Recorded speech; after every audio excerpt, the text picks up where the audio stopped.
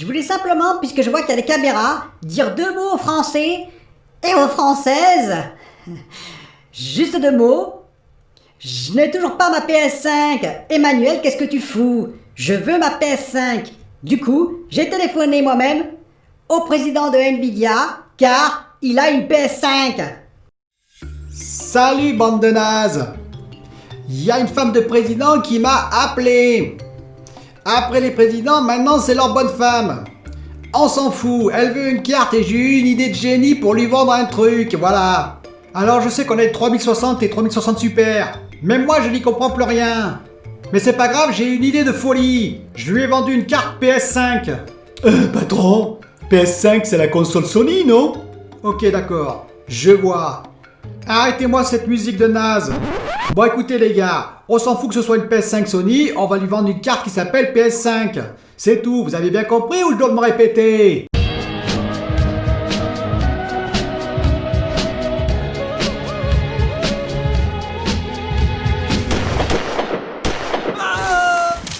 Bonjour les amis, j'espère que vous allez bien. Alors aujourd'hui pas mal de petits sujets, on va parler un petit peu de PlayStation.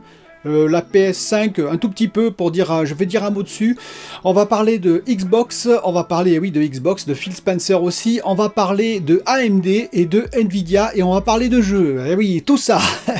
Alors côté PlayStation, côté PS5, bon, on a appris une seule chose. En fait, on va dire les infos sont assez pauvres en ce moment.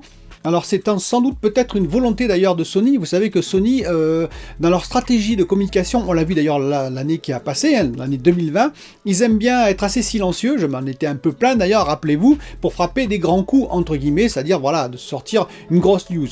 Ce qu'avait fait Phil Spencer, je vous rappelle, aussi entre guillemets, avec ses 8 studios achetés d'un coup, ZeniMax, Bethesda, etc., et des softwares. Et donc là, pour l'instant, c'est assez silencieux, il y a peu d'informations. Hein. En fait, bon, voilà, ils sont dans leur train de production, ils veulent produire les 18 millions de consoles en 2021 environ, pour fournir à tout le monde. Je pense que voilà, ils sont à fond dans la production. Mais il y a sans doute des news qui vont arriver, du moins j'espère, pour alimenter un petit peu en termes de studio, en termes de jeux, etc. Les jeux, d'ailleurs, j'en parlerai dans une émission spéciale, où je parlerai des futurs jeux PS5, des futurs jeux Xbox, enfin PS5, PlayStation, Xbox, et pourquoi pas Nintendo aussi, dont on va parler d'ailleurs à la fin de cette émission. Alors, côté quand même PlayStation, on peut dire, voilà, il y a une époque qui se clôt, hein, puisque vous avez appris que la PS4, oui, elle s'arrêtait, hein. Ça y est, ils ont arrêté la production de la PS4, ce qui est assez logique, hein, ils veulent lancer la PS5. Déjà, ils veulent, je pense, récupérer des unités de production pour produire la PS5, et puis, il faut changer, quoi. Ils veulent vraiment que ce soit la PS5 qui soit vendue. Donc, voilà, les derniers modèles de PS4, alors il y a encore quelques modèles qui sont produits, mais ça va très très vite se tarir, je pense que bientôt ce sera fini pour la PS4. Côté Xbox, 2 news assez intéressantes. Il y a un nom qui a été posé, Xbox XS. Alors, il y a plein de suppositions qui sont faites dessus. Est-ce que c'est une Xbox X qui serait un peu plus petite, ou est-ce que c'est plutôt une Xbox X dématérialisée comme la S? Alors j'en sais rien, moi ce que je veux dire c'est que j'espère qu'ils vont pas la sortir tout de suite. Oui, ça va vous paraître bizarre, mais je pense que ça mélangerait, enfin ça perdrait le consommateur, et surtout ça desservirait finalement la petite Xbox série S qu'ils veulent quand même vendre, du moins j'espère, sinon pourquoi avoir produit une Xbox série S? En effet, imaginez qu'ils fassent une Xbox série XS, ils vont la vendre moins cher. Ils vont peut-être la vendre 399 €, et oui, entre 299 et 499 € pour la X. Oui, mais à ce prix-là, est-ce que vous allez prendre une S? Parce que l'intérêt de la S, c'est certes, elle est moins puissante, mais quand même, c'est 200 € de moins, on va dire, que la Xbox Series X. Ça permet de jouer correctement, on va dire, en next-gen, on a dit, sur le Full HD et probablement sur le 1440p. Et la Xbox Series X, elle, ce serait plutôt dédiée on va dire, au 4K, etc. Si vous faites une Xbox Series X dématérialisée, le Game Pass, je vous rappelle, c'est dématérialisé quelque part, donc vous n'avez pas besoin de lecteur de disque, dématérialisé à 399 €. La S, moi je commence à dire que là ça va être limite pour elle, parce qu'effectivement à 100 € près, vous avez une machine plus puissante quand même, il faut bien l'avouer. Donc je pense qu'il faut, moi j'ai pas de conseils à donner à Xbox et à Phil Spencer, mais je pense que s'ils veulent pas brouiller le message auprès des consommateurs, cette XS devrait attendre un petit peu. Alors je sais que certains d'entre vous voudraient une dématérialisée, je le comprends, mais je pense que ça brouillerait le message. Dites-moi ce que vous en pensez en commentaire. La seconde information qu'on peut noter, c'est que Phil Spencer, il a appuyé chez AMD pour dire nous avons besoin de puces, nous avons besoin d'APU en urgence pour pouvoir produire plus de Xbox Series X. Bon, S probablement, mais c'est surtout la Xbox Series X qui manque. Moi ça me conforte dans l'idée que vraiment c'est pas AMD, c'est TSMC ont des problèmes pour livrer tout le monde, voilà, tout simplement. C'est-à-dire qu'ils livrent AMD mais ils n'ont pas assez de puces, peut-être dû à des problèmes de rendement, je le répète, et aussi à un nombre de plaques qui est limité, même si AMD fournit beaucoup de plaques, beaucoup de wafers avec des puces dessus, si le rendement est un peu limité, AMD n'a pas assez de puces pour tout le monde, ni pour eux entre guillemets, puisqu'on voit que les cartes graphiques, les RX 6 XXX par exemple n'arrivent pas à sortir non plus. Enfin, il y a la pénurie sur ces cartes aussi. Donc on voit vraiment d'où vient le problème. On pouvait penser que c'était Micron, entre guillemets, avec, vous savez, les GDDR6, parce qu'elles sont livrées également chez tout le monde, et même la X aussi, qui est livrée chez Nvidia. Visiblement, c'est plutôt du côté, on va dire, de l'APU, APU ou GPU pour AMD, qui a un petit problème, il y a un petit souci côté TSMC. Voilà.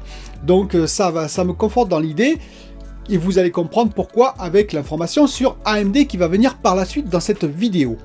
Avant d'entamer d'ailleurs Nvidia et AMD, les informations sur ces deux fabricants, je vous rappelle, de GPU puis de cartes graphiques surtout, on va parler de jeux. Et oui, parce qu'il y a eu les résultats qui sont sortis des meilleurs jeux vendus en France, je précise. Et ce qui est intéressant, il y a plusieurs choses intéressantes. La première, c'est que dans le top 5, c'est un top 5, la semaine 50, on avait Cyberpunk. Ah oui, Cyberpunk est arrivé. Cyberpunk sur PS4 et Xbox One apparaissait dans ce top 5. Et il n'apparaît plus du tout en semaine 51 et semaine 52. Vous avez compris pourquoi. Puisque c'était la PS4 et la Xbox One, et que ces deux machines, Cyberpunk, on a eu quelques soucis dessus. Donc évidemment, il a disparu du top 5 classement. Qu'est-ce qui apparaît ensuite? Ensuite, il apparaît à chaque fois, évidemment, dans le top, d'ailleurs, ils sont dans le top 1 et 2, et apparaît des jeux Nintendo. Et oui, la Switch, personne, enfin, on va dire, elle reste très discrète, Nintendo reste très discret, et pourtant, c'est eux qui continuent à vendre. En France, en tout cas, c'est eux qui vendent le plus de jeux, tout simplement. Ils sont top 1 et top tout, on va dire, excusez-moi l'anglais, ils sont 1 et 2 dans ce classement tout le temps. Ainsi, on voit que c'est Mario Kart 8 Deluxe et Animal Crossing New Horizons qui sortent toujours dans les deux premières places de ce classement. Ce qui est intéressant aussi, c'est de noter que les autres, c'est PS4. Alors vous allez me dire, ah oui, Xbox ne vend rien. Non, ce n'est pas ça. C'est simplement qu'il ne faut pas oublier que la PS4 a été vendue à peu près le double de PS4 que de Xbox. Donc naturellement, si vous avez un jeu qui est vendu à égalité, on va dire, par exemple, on peut citer Cyberpunk, mais on peut citer aussi Assassin's Creed Valhalla, qui arrive dans le classement semaine 51 sur PS4. Il a été également vendu sur Xbox One, sauf qu'il a été vendu peut-être 2 fois moins, parce qu'il y a 2 fois moins de consoles, donc il n'apparaît pas dans les 5 premières places, tout simplement. Mais donc on voit qu'effectivement, la PS4 vend beaucoup. Vous remarquerez qu'évidemment, il n'y a pas de PS5 ni de Xbox Series X ou S, parce que c'est beaucoup trop tôt, il n'y a pas assez de consoles, donc pas assez de ventes pour apparaître dans ce top 5. Et on voit quoi? Ce qui est assez intéressant, c'est que Assassin's Creed Valhalla, parce que les autres jeux c'est FIFA 21, entre guillemets, vous voyez, EA, Electronic Arts, on en parle peut-être en mal avec les lootbox, etc., les microtransactions, mais ils vendent toujours, vous voyez, ils vendent beaucoup. Et donc, il y a également Call of Duty, bien entendu, Black Ops, qui s'est toujours bien vendu, mais ce qui est marrant, c'est dans la semaine 52, juste avant le jour de l'an, entre guillemets, qu'est-ce qui est apparu? Just Dance 2021. Les jeux, vous savez, c'est des jeux niches, entre guillemets, qui apparaissent toujours au moment du jour de l'an, juste avant le jour de l'an, on se prend ce jeu pour faire une bonne soirée entre amis. Voilà, donc c'était la petite information assez marrante. Passons à Nvidia. Nvidia, décidément, c'est complexe, RTX 3070 Super, RTX 3080 Super annoncé. Alors RTX 3070, elle va bénéficier d'un GA103 au lieu d'avoir un GA102, donc elle sera un peu plus puissante. Et puis on va avoir une 3070 Ti, rappelez-vous aussi, et on va avoir la 3080 Super. Ce qu'elle devrait avoir en plus, c'est de la VRAM, puisqu'on est à la RTX 3080 de base, elle a 10 gigaoctets, et donc par rapport à AMD, voilà, qu'il y en a plus bien entendu, donc ils veulent rajouter un peu de VRAM, voilà, pour concurrencer AMD. Ok.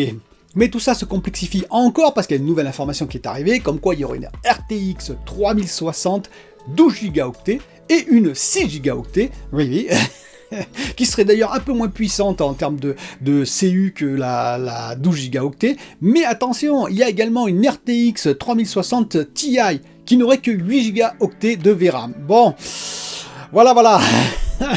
C'est un panel, hein, c'est incroyable. Moi, je suis épaté. Je suis épaté parce que je peux comprendre qu'on cherche à positionner un peu tous des modèles, voilà, pour essayer de contrer le concurrent qui est AMD. Je trouve que AMD sont quand même beaucoup plus sereins sur leur ligne, on va dire, leur ligne de carte graphique. Ça a l'air beaucoup plus clair.